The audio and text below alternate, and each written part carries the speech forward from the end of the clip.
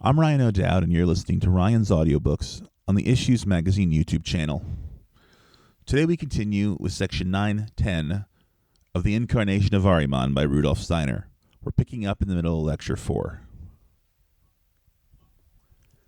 It should be realized that just as external science becomes Ahrimanic, the higher development of our inner nature becomes Luciferic if we give ourselves up to mystical experiences. The Luciferic tendency wakens and becomes especially powerful in anyone who, without the self-training described in the Book of the Knowledge of Higher Worlds, sets about any mystical deepening of the impulses already inherent in their nature. The Luciferic tendency shows itself in everyone who begins to brood over experiences of their inner life, and it is extremely powerful in modern humanity. It takes effect in egotism, of which many people are entirely unaware. One comes across so many people today who are quite satisfied when they can say of something they have done that they have no cause for self-reproach, that they did it to the best of their knowledge and according to their own conscience. That is an entirely Luciferic attitude. For in what we do in life, the point is not whether or not we have cause to reproach ourselves. What really matters is that we view things objectively, with complete detachment and in accordance with objective facts. And the majority of people today make no effort to achieve this objective understanding or to acquire knowledge of what is necessary for world evolution. Therefore, spiritual science must stress the following objective fact.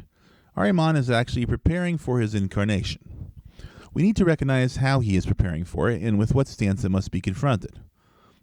In such questions, the point is not to say, let us do this or that so that we have no cause for self-reproach, but instead to learn to recognize the objective facts. We must come to know what is at work in the world and act accordingly for the world's sake.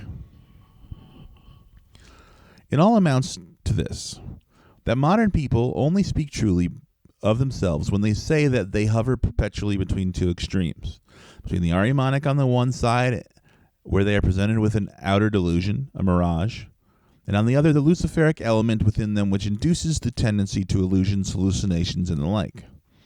The Ahrimanic tendencies in people today live themselves out in science, the Luciferic tendencies in religion, while in art they swing between one extreme and the other. In recent times, the tendencies of some artists have been more Luciferic, the Expressionists, while others have been more Ahrimanic, the Impressionists.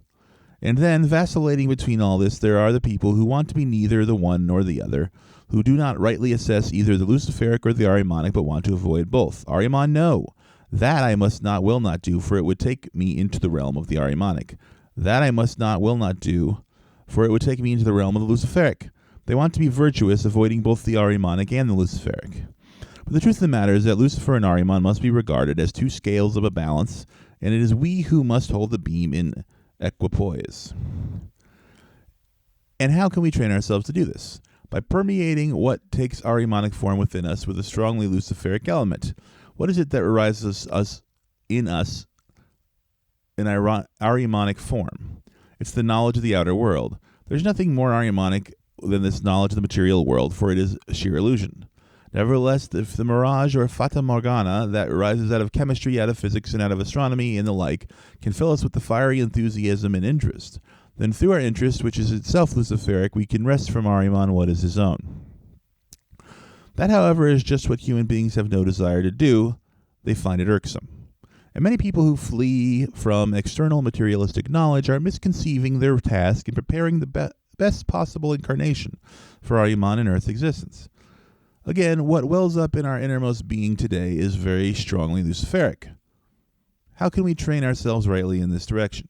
By diving into it with our Ahrimanic nature, that is to say, by trying to avoid all illusions about our own inner life and impulses and observing ourselves just as we observe the outer world. Modern people must realize how urgent it is to educate themselves in this way. Anyone who has an observant eye in these matters will often come across circumstances of which the following is an example. A man tells someone how indignant he is with countless human beings. He describes minutely how this is or that in A, in B, in C, and so on angers him. He has no inkling that he is simply talking about his own characteristics. This peculiarity in human beings was never so widespread as it is today. And those who believe they are free of it are the greatest culprits. The essential thing is that people should approach their own inner nature with Ahrimanic cold-bloodedness and dispassion.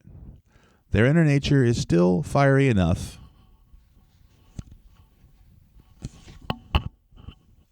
even when cooled down in this way. There's no need to fear that it will be cooled down too much.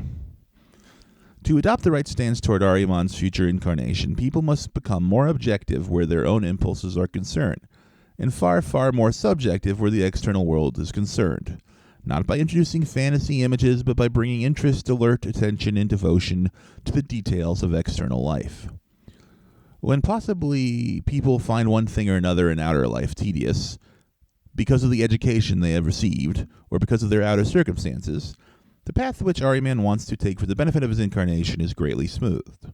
Tedium is so widespread nowadays. I've known numbers of people who find it irksome to acquaint themselves, for example, with banking procedure, or the stock exchange, or single and double entry bookkeeping. But that is never the right attitude. It simply means that the point has not been discovered where a thing burns with interest. Once this point is reached, even a dry cash book can become just as interesting as Schiller's Maid of Orleans, or Shakespeare's Hamlet, or anything else, even Raphael's Sistine Madonna. It's only a question of finding the point at which every single thing in life becomes interesting. What I have just said may make you think that all these matters are very paradoxical, but in reality they are not. It is we who are paradoxical in our relationship to truth. What we must realize, and this is a dire necessity today, is that we, not the world, are at fault. Nothing does more to prepare the path for Ahriman's incarnation than to find this or that tedious, to consider oneself superior to one thing or another and refuse to enter into it. Again, it is the same question of finding the point where everything is of interest. It is never a matter of a subjective rejection or acceptance of things, but of the objective recognition of the extent to which things are either Luciferic or Ahrimanic, so the scales tip too far to one side or the other. To be interested in something does not mean that one considers it justifiable. It means simply that one develops an inner energy to get to grips with it and steer it into the right channel. As some of you may know, it is a long time ago now, a number of our anthroposophical friends bought themselves books on mathematics. A kind of theosophical sportsmanship had crept into them. They bought the works of Lubson, but it was not long before most of the volumes found their way to library shelves, where they started collecting dust and mathematical knowledge was not much in evidence. This, of course, is not meant as a hint to tackle the matter again. I am making no such suggestion.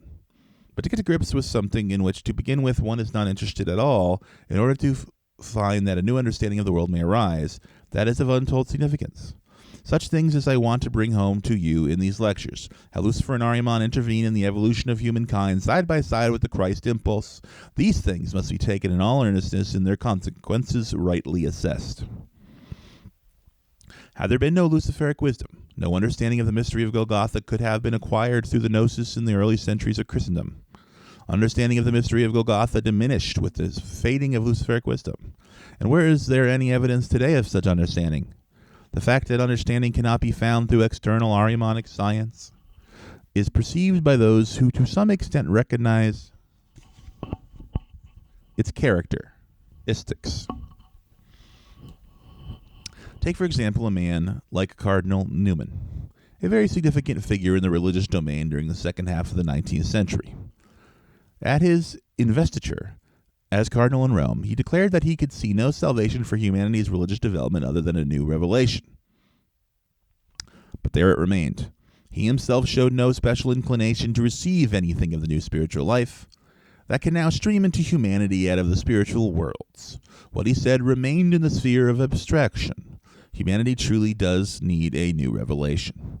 We can recognize this in all spheres of life. There have been discussions recently about the deterioration in morals and in general attitude among morality during the last 4 or 5 years. The conclusions reached in that denominational religious instruction must be introduced more intensively into the schools. But it cannot be emphasized often enough that this instruction existed previously and should have influenced our modern age. If the old denominational instruction is again to be introduced, we shall simply be starting the whole process all over again. In a short time, we shall be back where we were in 1914. It is essential to realize that in the subconsciousness of human beings, there are longings, quite different in character, from what comes to expression on the surface. When we founded the Waldorf School in Stuttgart early this year, we were obliged to arrange for particular religious instruction to be divided among the various clergy. A particular hour is devoted to religious instruction, which is given by a Catholic priest for the Catholic children and by an evangelical pastor for the evangelicals. I shall not speak of the difficulties that the priests made themselves. That is a chapter in itself. What I do want to say, however, is that an immediate desire was repressed for religious teaching quite distinct from any denomination. At first I thought that attendance would be insignificant in comparison with the numbers attending denominational instruction. But despite the fact that soon there will not be a single pulpit in Stuttgart from which invectives are not poured on Anthroposophy, a large number of children, 5 times as many as expected, have asked for a kind of anthroposophical instruction in religion, and the class has had to be divided into 2. Subjectively, this may not be altogether welcome, for it may prove to be a rod for our own backs, but of that I do not want to speak. I want only to show that there is a longing for progress in human beings, but that they are asleep and do not perceive the forces are keeping these longings in subjection. And moreover, the courage to bring these longings to the surface is a very largely lacking thing. Just think what the effect could be of knowledge such as that of the future incarnation of Ahriman, who is preparing for it by means I have been describing both yesterday and today. It's essential to inform ourselves objectively about these things so that we may adopt the right stance towards what is going on around us in the sense of preparation for Ahriman's incarnation. Only if you apply deep and mature reflection to what has been said in these lectures about Ahrimanic currents at work today will you be able to discern the gravity of the present situation. Thus concludes section 910 of The Incarnation of Ahriman by Rudolph Steiner. Next time we will pick up with section 911. Lecture 5. Bern, 4th of November 1919.